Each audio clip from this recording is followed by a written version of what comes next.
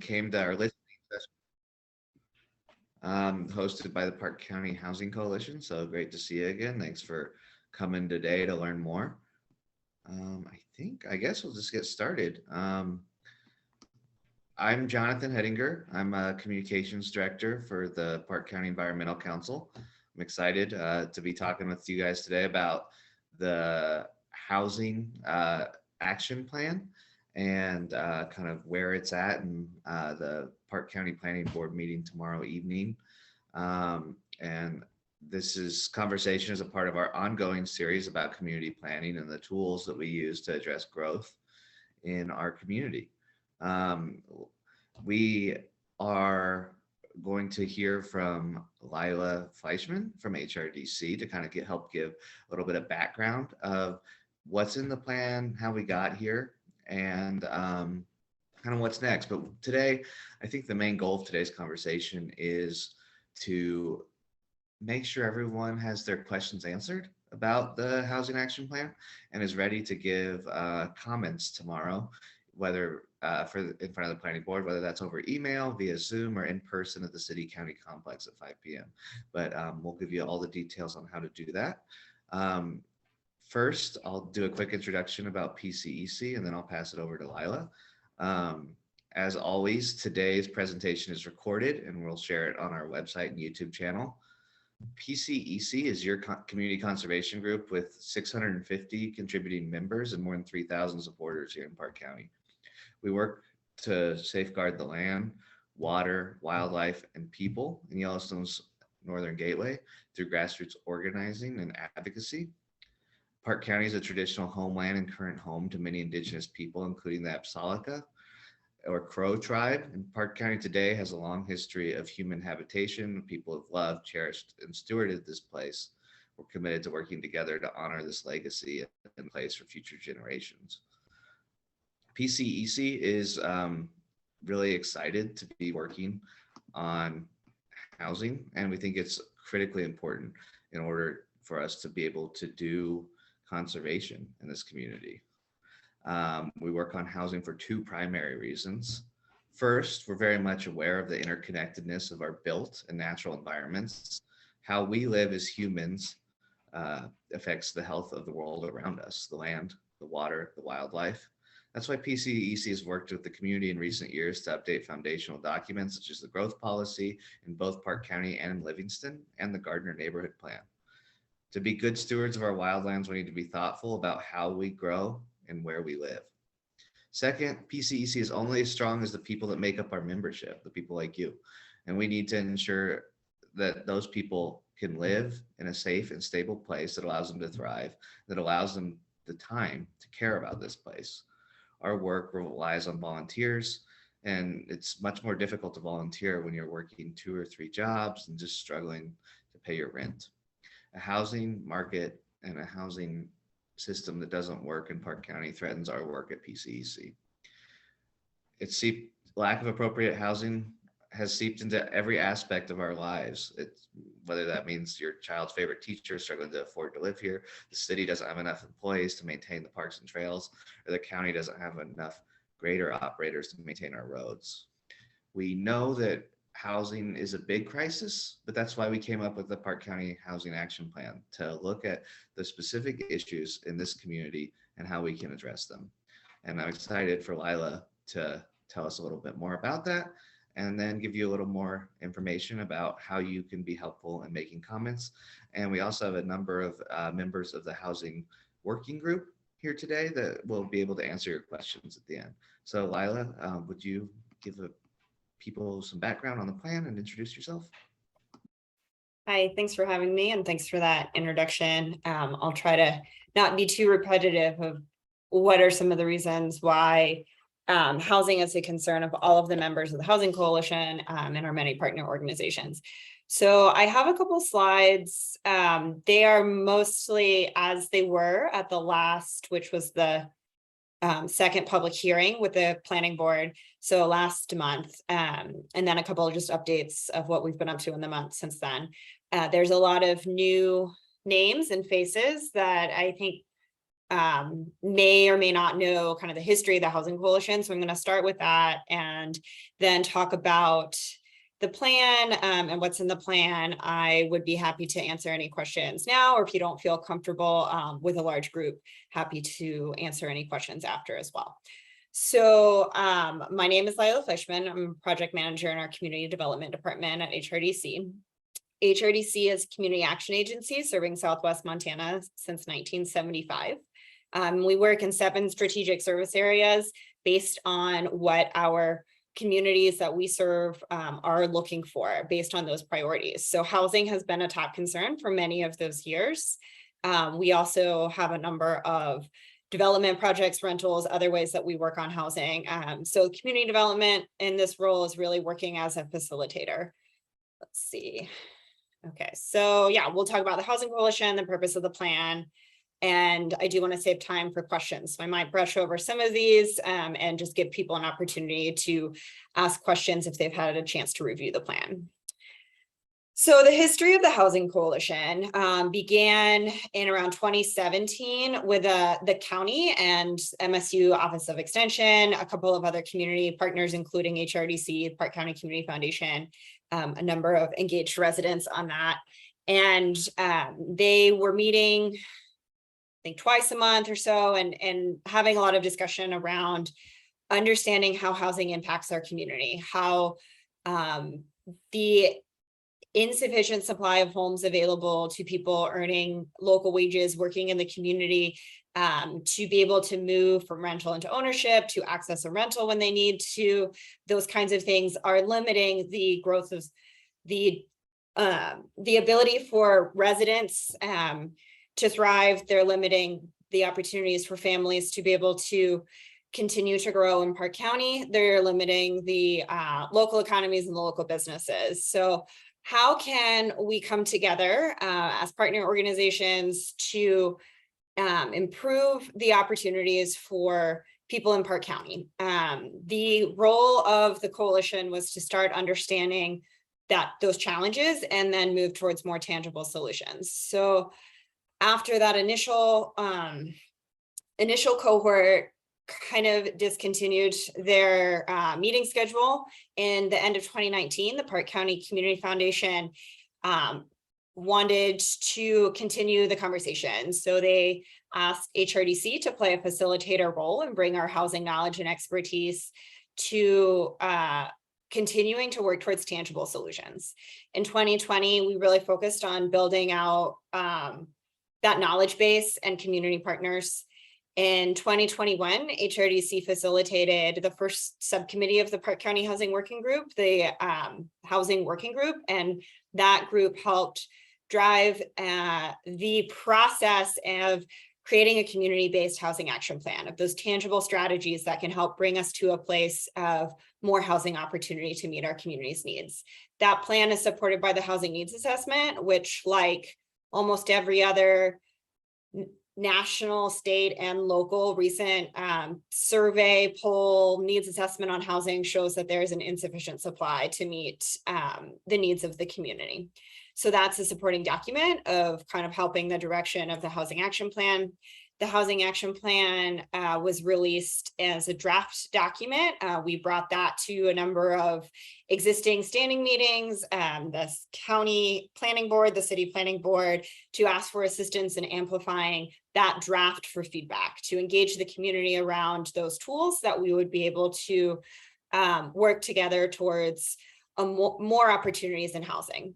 So in 2022, we've continued working towards adoption. The city of Livingston adopted the plan in 2022. We're still working with the county. One of the main reasons that we are seeking adoption from both the city and the county is that the challenges of housing affordability for the local community, as well as the solutions, do not have a specific geographic boundary around the city of Livingston or Park County. We wanted to create a plan that would bring together both the city and the county, as well as continue to work as the Housing Coalition and member organizations towards that.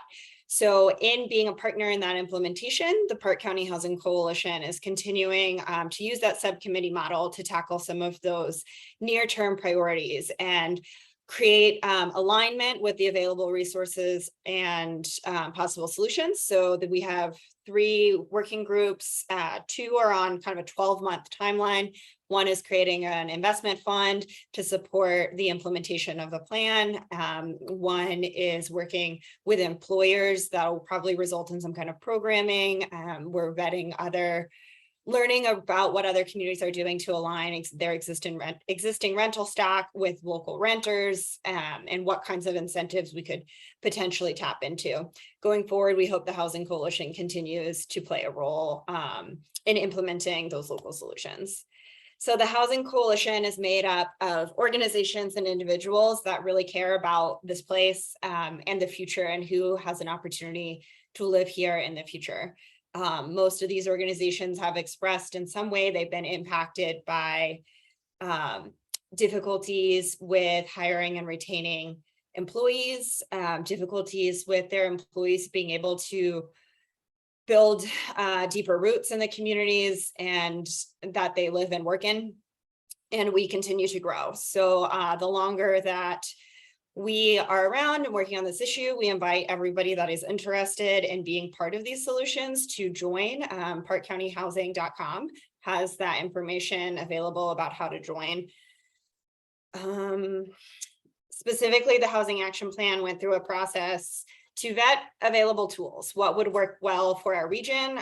Who would take the lead implementation on various tools? And what would lead to tangible improvements in the lives of residents?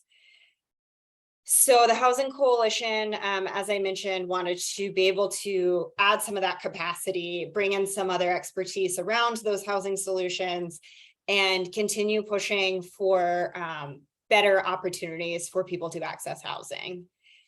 These are the members of the Housing Working Group. I do want to be a bit quicker, but we spent a lot of time in earlier 2021 learning about the available tools on the table, how to prioritize and implement those tools. The plan kind of details all of that. And then we worked with the Housing Working Group to bring that plan to the communities. They helped us all kind of brainstorm how to reach people, how to get engagement, things of that nature. Between last year, October 21 and February 2022, we made our best efforts to partner with existing organizations to amplify that draft of local housing solutions, of what would be available. How can we get more people involved and work towards implementing those plans? So we did a number of events, a number of webinars. We provided consistent updates to the county and the city planning boards, seeking their engagement on the draft, as well as helping to amplify that message. Once that plan was completed, we went back to creating a process through the city and the county planning boards, as well as to the community members that helped inform this plan. So we brought that final draft. We did a couple in-person open houses in the spring, and reached over 70 people in Gardner and in Livingston. And then this next slide, I think, might be the better place to talk about the recent listening sessions. So the county planning board, which is what we're here to talk about today, has extended their public hearing process for a 3rd time. So we've had 4 months of going through this public hearing. And this is on the fully completed plan.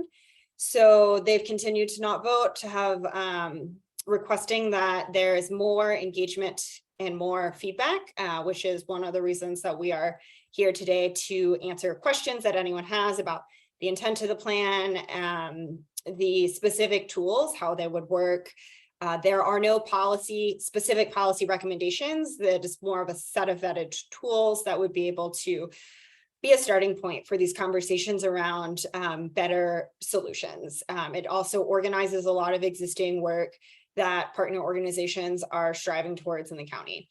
So the county planning board will meet again tomorrow for the 3rd public hearing on the final, in addition to the meetings about the draft and the other update meetings through that process. And within the last month, members of the Housing Coalition have volunteered additional time to spend time in the communities that have questions, any community to be available at a number of times of day, different locations, different formats. And we've had a lot of great discussion around what people are looking for, helping address some misinformation about the process or the plan, and growing the coalition. So that's been a great opportunity to get out and enjoy the nice weather and meet with people where they're at. This is just a little bit of detail about the plan. Again, you can access that on parkcountyhousing.com. And the framework that we are using is to create a balanced plan of tools that are available and on the table on a local level. We've heard a number of people, including members of the Housing Coalition, have been engaged with the State Housing Task Force. And I just want to highlight that there are a number of things that we can lead as a community and as local government and as partners to local government on a local level to help bring those solutions to the table that are complementary to work on the state and federal level. So we hope for continued discussion around housing solutions at all levels. And this one is specifically focused on what we can do to help create the vision of housing opportunity that we have on a local level. So if you go into the plan, each of these details, each of these tools has a detailed section around the recommendation. These are simply recommendations. There's no tangible specific policy. If each of these tools were to become something backed by, for instance, the county government, the city government, they would require an entire process and public engagement to write that policy. So these are suggestions of directions and community conversations that we could or should be having in the future, as well as opportunities for partner organizations. Something, for example, the resident-owned community is a really great example of NeighborWorks Montana is the main nonprofit. They work around the state that is skilled in implementing that program. Resident-owned communities help residents of manufactured housing purchase the land and turn their existing neighborhood into a cooperative, as opposed to being purchased and sold and losing that ability to kind of have that naturally occurring affordable housing. There's a number of things that we are looking to do, such as the rehabilitation home rehab programs that would look to this plan and the community buy-in to support those grant applications, to do things like provide life safety updates, perhaps like a new roof or something, to primarily existing homeowners that are low and moderate income in Park County, so that their existing housing can continue to provide safe and reliable housing into the future. This is just another graphic that is already included in the plan that looks at that balance again, like how can we make sure that we are considering the needs along the housing continuum and having a selection of tools that are able to address from a variety of angles, a variety of income levels, a variety of stakeholders and partners on that implementation. So this is my email. If you have any questions, feel free to email me, or if you don't want to ask them now. We also have a number of the housing working group members that are on the call. Our role, again, was to facilitate and provide expertise and knowledge from our whole team on the potential tools that are on the table to help the housing working group understand what those opportunities were, how they've worked in peer communities, and how we can recommend that they're used going forward. So again, the Housing Coalition aims to provide continued support in the implementation of the plan, to continue creating alignment between the existing resources that are available, building and developing future resources, and the needs of the community. So thanks for your time, and I'm going to turn it back over to Jonathan, I think. Thanks. Yeah, thanks, Lila. And if people have questions, just put them in the chat. I've got some here, but I just wanted to just kind of talk a little bit more about why we're here today. We're here and we're hosting this meeting, which is, I think, our 5th community conversation on housing in the past year and a half, because we really would like for the Park County Planning Board to pass this and adopt this housing action plan, because this plan is just a set of tools to help address the housing crisis that we're facing in Park County. And we need an acknowledgement from the Park County government, the Park County Planning Board, that housing is a real problem and it's a real crisis in our community. And I think that Lila laid out how long this process has been going on, but and how much engagement there's been. But the Park County Planning Board process, again, this is the third public hearing in a row about it, and we really just want them to admit that housing is a crisis and we need to be working on it. And so that's why we're coming to you today, is to ask you to help give these supportive comments. Come to the planning board meeting tomorrow at 5 p.m. at the City County Complex in the community room. Come or email or come to the meeting via Zoom, or email them at planning@parkcounty.org to say, hey, this is something that we need to be working on as a community. I worked on the housing working group along with Carrie and Lila and Jen and Leslie, who are all here today, and many other people, because we wanted to figure out solutions that would work in Park County. And because Montana has a really complicated legislative agenda, basically, because the state legislature has outlawed so many different tools. So we found these 12 tools. We think that they'll work for this community. And we want the governments to start listening to what people want to do in this community and how we can adopt this. And so I think that we just really need these supportive comments. And there's also another really frustrating thing that has happened recently, is there's been a lot of misinformation. And there's been a lot of misinformation about short-term rentals, and just a lot of people intentionally spreading lies about what the plan would do or wouldn't do. And so I also just wanted to talk today, get some clarity from Lila about that. So first, I guess, Lila, I know you kind of did this, but could you outline how has Park County, the planning board and the Park County government been involved up to this point, and how much public input has there been over the years of this? Yeah, so there are a number of ways and a number of kind of different departments, different commissioners, other kinds of ways.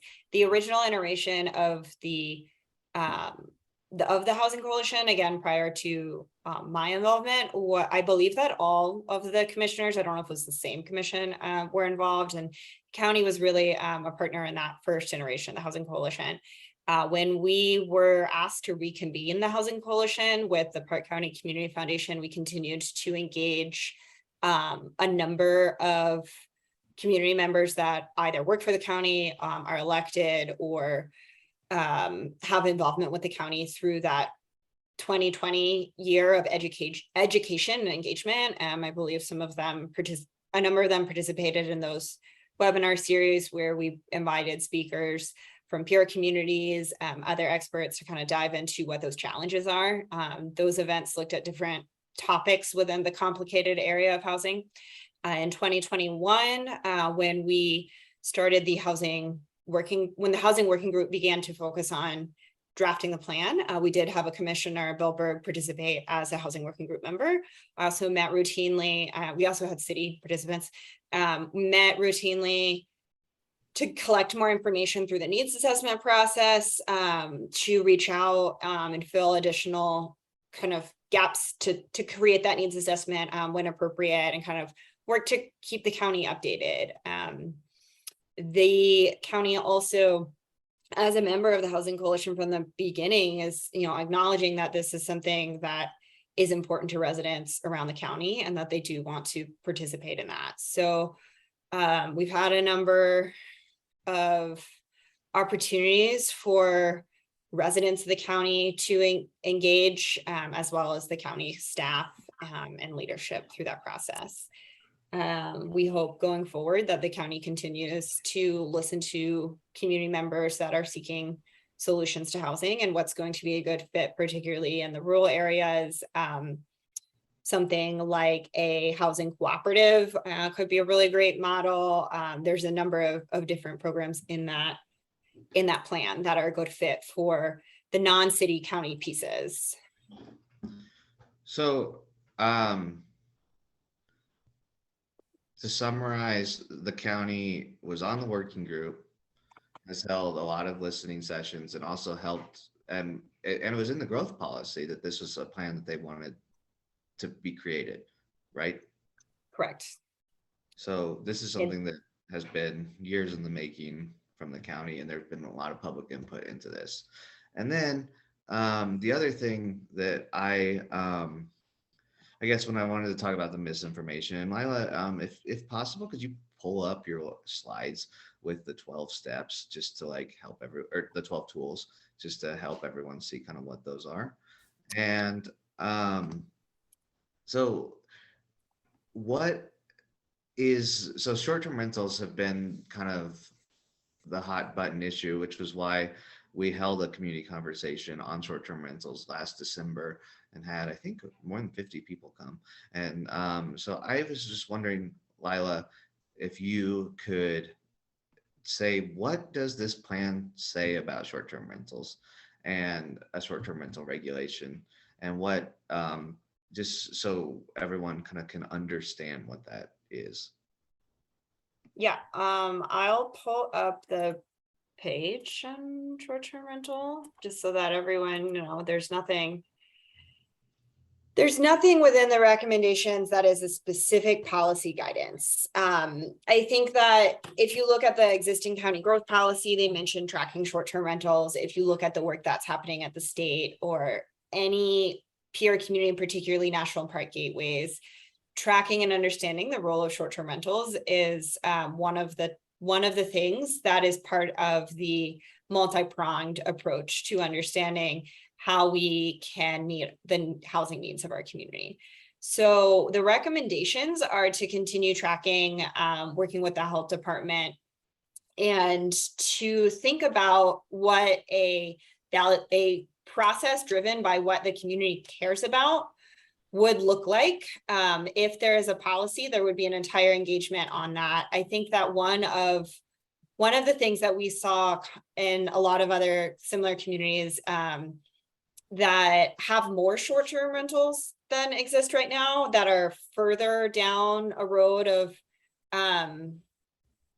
their process, is that there's some neighborhoods and communities in Idaho that have like 60% of the homes in that neighborhood are short-term rentals. And we included this in the plan just to kind of flag the conversation that this is something that peer communities do. We are advocating for tracking to understand the impact and continuing to monitor the situation. And then if the county or the city or any of the communities within the county are interested in continuing that further, that's a very common tool in the tool bag of ways to address local housing in these high amenity communities that we're seeing, where people really want to be there and they really want to stay within existing neighborhoods and within the community. And we are not there's no specific policy being recommended at this time. If the county wishes to adopt one, they would need to go through a full community engagement process about that. We're also, just want to be clear, we're not against short-term rentals. We really see that short-term rentals provide a lot of value to existing residents. They provide a lot of stability for people to be able to stay in their homes, flexibility to have family come stay when they need to. There's a number of positive things that short-term rentals do for our communities. And why this is included in the plan is that it is one of the tools that could be addressed, that we might get to a point in the future where one neighborhood has 70% short-term rentals and they don't have children enrolled in the schools. And maybe that's not the right balance that the community wants in their neighborhood. So we're not implementing, or we're not looking to implement any specific policies that would impact any existing short-term rentals now. That would be an entire process. And we really do want a balance. We're not against short-term rentals and there is no specific policy being proposed. We're just including this as one of the many tools that peer communities have used. Anything else? So the recommendation is to work with the health department to monitor, manage, and make sure short-term rentals are registered, and to have the city and county begin having discussions about what that looks like in this community, and if we want to potentially regulate them in the future. That's correct, Lila? That's correct, yes. And I haven't had a Zoom meeting in a while. The questions that are coming in are a little distracting, but yeah, I think that we'll kind of continue to go through those. The short-term rental one really can be one of the points that people see in this plan as the only piece. And I just want to say that this is one of the pieces, and that we are happy to talk about the other tools as well. There's a lot of solutions that can help create more opportunities for people in the community. Yeah, could you pull up that list and, I mean, kind of help address Kate's question about what the 12 tools are in brief? And because I mean, I think that the main one that there's been a lot of misinformation about short-term rentals, but I think to just kind of maybe briefly explain kind of what these are, or what they might help with. Yeah. So the low income housing tax credit is a federal program and administered at the state level to help support the private market of adding additional rentals that meet a more middle income, more workforce housing kind of need in communities, particularly in high cost areas where development is expensive. There is not a viable alternative to producing housing that meets the needs of low and moderate income residents. So that's where the low income housing tax credit program helps support that development.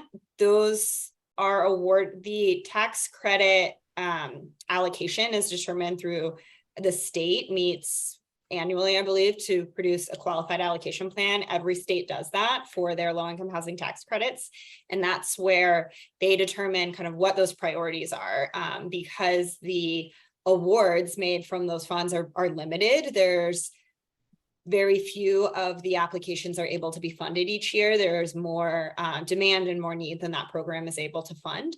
And one of the things that, not having a sufficient amount of those more beneficial tax credit awards does is that the state wants to move around the community. So if there's a big project in Livingston one year, they're unlikely to get an allocation the next year. There are things that we can do as a community to make those projects more appealing. One of the things is to help the private market understand the opportunities and needs of the community, such as this plan and the needs assessment, is that we can, by collecting this information, the private market and general development is more able to understand what those needs and come in with more confidence. So got a call recently about somebody looking to provide some low cost rentals, and they wanted to make sure that there was enough demand for rentals in that income range, that there were enough households seeking 1 bedrooms or studios. And we had this information and the ability for kind of cohesive vision on that. So we were able to share that and kind of incentivize some of those. So similar with the low income housing tax credit, the statement that we want that kind of development in our community to be able to meet the needs of residents. Employer assisted housing and partnerships is a broad category and a little bit confusing. I think there's been a little bit of misinformation around that one too.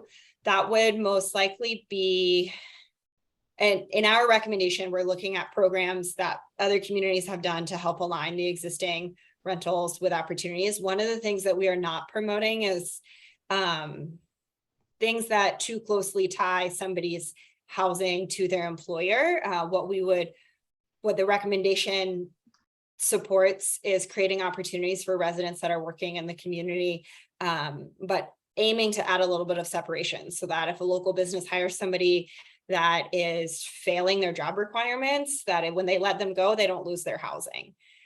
Resident-owned communities I touched on earlier are a way for manufactured housing communities to purchase the land and turn into a cooperative to maintain that naturally occurring affordable housing.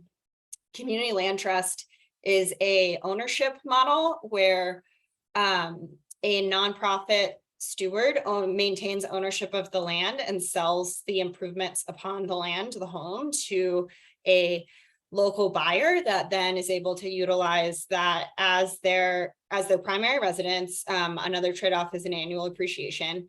But what that does is it provides something that is a little bit between rental and market ownership when the market is so high. Community land trusts are usually priced relative to local wages. So a household that is, maybe a teacher in 2022 is able to purchase that home, live in that, have their housing costs fixed, a stable payment that they can afford, be able to really be part of the community and earn a little bit of annual appreciation plus their earned equity, so that in 10 years, maybe they're able to purchase in the free market and they're able to sell that home to somebody else that's maybe earning a teacher wage in 2032.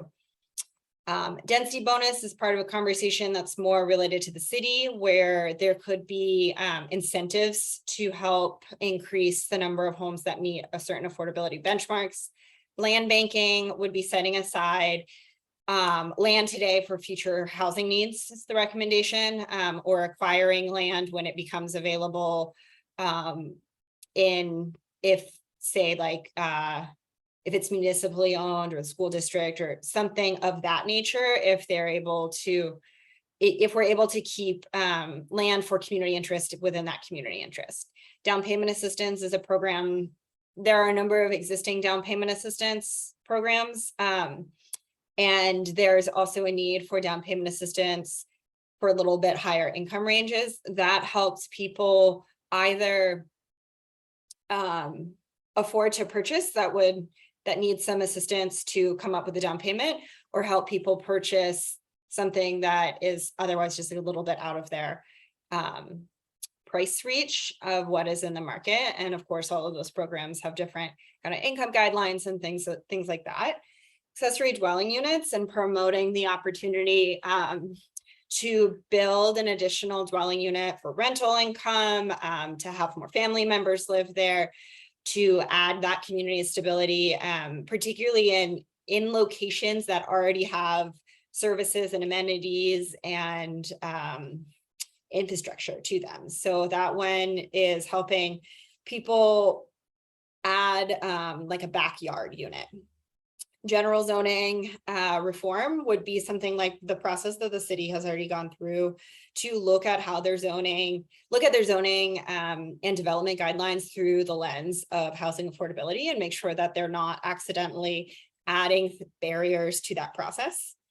Rehabilitation loans and grants are specifically what this is looking like, and we have an application that's ready to go once this is ideally adopted, is community development block grant program that's administered at the state level that helps communities with residents that need like life safety upgrades to their homes, and that's generally low and moderate, typically homeowners, but can sometimes apply to renters. So that's an application that we have again ready, that we're hoping to be able to cite the community support and the county buy-in through this adoption of this plan. And that would do things like a new roof, if somebody needs some significant upgrades so that they can maintain their quality of life in their home.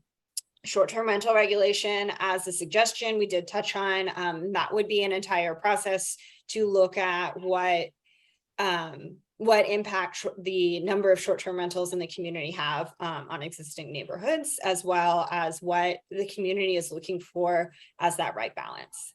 And then the coordinated entry system, the recommendation is to expand that and add additional partners. Coordinated entry is a national program that helps nonprofits and social services work together to allocate limited resources to people experiencing homelessness, and make sure that those organizations that are seeing the same people are working together in a coordinated fashion to be able to help connect people to resources and ideally housing. So those are the 12 tools in brief. And then each has their recommendation listed. So you kind of hit on Ken Cochran's question, but about there are a number of grants that can be applied for and received if we advance the housing action plan. Is there, so is there more funding that can be opened up if the county adopts this, or how does, can you just touch on that again? I'm sorry, I got distracted with trying to read the actual question. Could you say that one more time? I guess, could you just, yeah, just answer his question. Is what type of funding opportunities does the adoption of the housing action plan open up?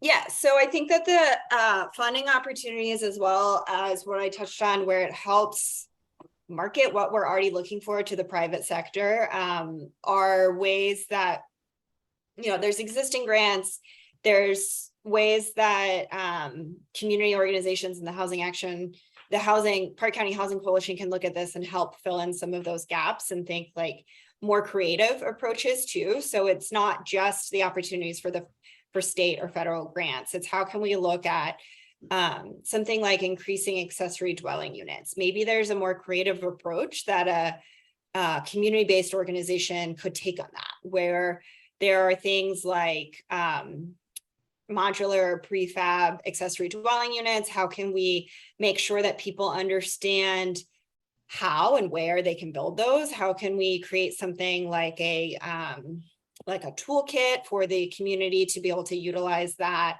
How can we work to make sure that there are that information is out there? So that could potentially be a way in which somebody cites this plan to focus future work. They may or may not need to apply for a grant to do that, or at least to get approval for their time to work on it if it's work related or something of that nature. The main grants, as I mentioned, there's the CDBG Rural Home Rehab Program. There is the Low Income Housing Tax Credit. Resident-owned communities aren't necessarily a grant, but I do believe it's very helpful for organizations pushing that to know that this is something that the community prioritizes.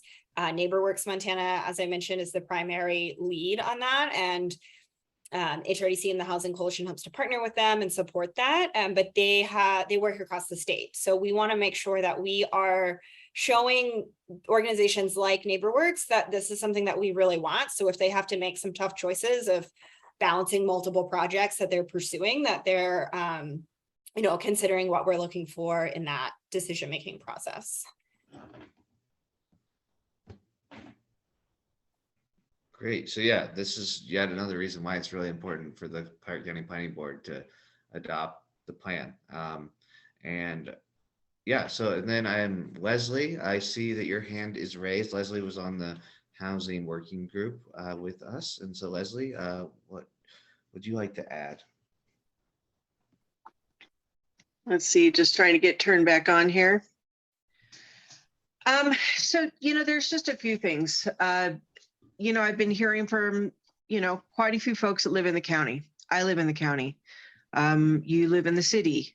The difference of what you're hearing when it comes to the Park County Planning Department passing something versus the city planning department passing something is real. The folks look at things completely differently. They want to protect the land that they have, and they want to protect there's differences of business in the county versus the city.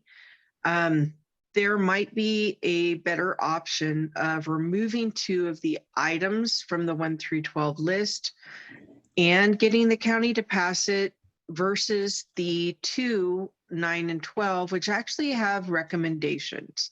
So, again, we can talk about the education of what this is, the toolboxes, that it's just ideas. But when you put in the word recommendation, we're running into a roadblock. So I'm wanting people that are on this call today to understand this. The county and the city are completely different. So are the 2 boards. And so are the areas of which we all live. And that is what is holding this up. That is what the discussion is going down the direction of. The state of Montana, when I spend all my time on this board creating this plan, The state of Montana was also working on through the Montana League of Cities and Towns, the new governor's task force for housing. Last week, the MLCT were working on zoning regulations to change each of our communities and looking at their growth policies on their zoning regulations within the state of Montana. And that's something that, you know, again, I think that if we look at the changes that are coming, the opportunities to move this forward, again, I've talked with all of you about just removing two of the items and also communicating with some of the commissioners on, you know, what would be accepted by the communities and what the commissioners are hearing are the concerns for folks between the county and the city. And again, we go back to it's number 9 and 12. So it's STRs and it's zoning issues. We know those are hotbeds. I think that there's a lot of other items in the toolbox that we all worked on to bring forward that are working closer, a little bit more proximity to what the state is doing that would be a great complement for both the county and the city's growth policies. But you know, especially with the making a recommendation on STRs, STRs are already recognized and already being regulated, already being taxed by the DOR, and the reports are available through the Office of Tourism and other, you know, departments there at the state level. And as you all know that were on the board with me, I work more at a state level and utilize the tools that they have and how we could bring that into the toolboxes that we as a team created. And instead of having to recreate something, you know, and spend our time spinning our wheels all over again. And my last comment is on the workforce housing.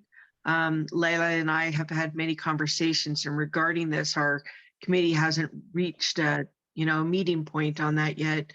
But there are many successful communities, Kalispell, Billings, just for two, and the state of Virginia and many other states have successful workforce housing programs. And it, you know, with our workforce shortages, it actually gives an expectation of performance level and succeeding within your employment, you know, when you're connecting your housing to your job. But that's my 2 cents. That's just, you know, my part that I've been bringing to this group for a long time. I do appreciate the group coming together today and bringing this again to the community, but we need to really understand the differences before making a blanket. One thing for the city does not work for the county. So we really need to look at which direction could we take it so it would work for both. Thank you. Thanks, Leslie. Just to address a couple things, I think that's one of the reasons. I mean, I think that this plan has kind of, we're taking it to the city and the county and asking them to adopt it and then look at those tools and figure out which tools are right for them. And I think that that's something that I'd actually really like, Lila, you to address number 9, the general zoning reform and flexible development standards, because I think that that is something that where you had that up on that map, it was showed that that's a city tool. That's a tool that we need the city to utilize because sometimes in the city, the zoning regulations are too restrictive to build some of these housing units that are going to help people more. Lila, could you help address that? Yep. Okay, so the recommendations around general zoning reform, again, this is a plan for the city and the county where there's recommendations specifically for the county, as well as other jurisdictions within that. This is a plan for kind of the next iteration as well.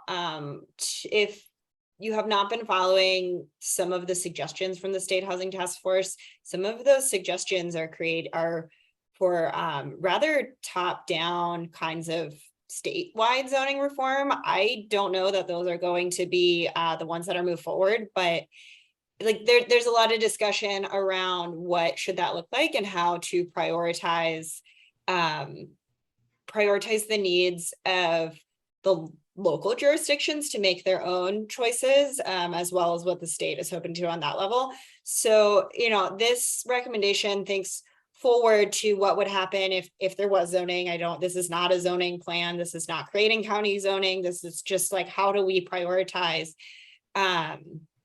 housing in either scenario, as well as how mostly I think these are recommendations for the city of Livingston. So opportunities in Livingston to make sure that they're viewing those documents, so they're creating as not hindering development of housing that is lower cost, not adding to the cost of building housing, not preventing housing that would meet a significant community need just because it's misaligned with kind of just making sure that the alignment is in place so that we can have housing that meets the community needs, and taking that lens when reviewing local zoning, if it exists, doesn't exist, comes in the future, gets changed in the future. This is not a zoning plan.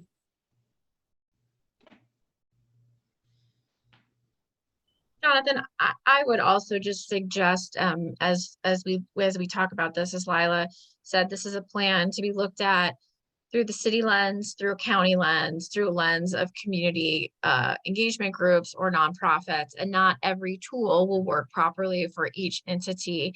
And so I think that that's an important thing to remember as we look at this plan.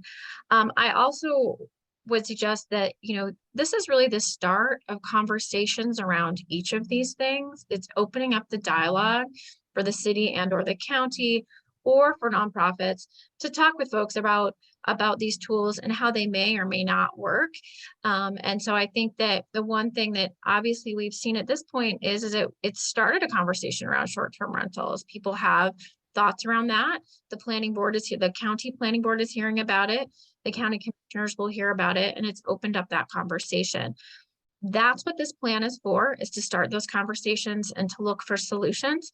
There's no policy involved in this. Any policy that would happen would need to happen through a very open public process of public hearings through either the county or the city, whoever may decide to make a policy recommendation and move it forward. So I think maybe just a few things to think about as we look at this plan.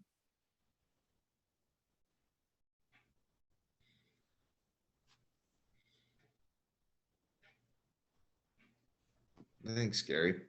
And yeah, so I think that the other thing is we've asked for a lot of input over a long period of time, and the Park County Planning Board, as we've said earlier, had an opportunity to give input on the draft and didn't give any significant input on the draft.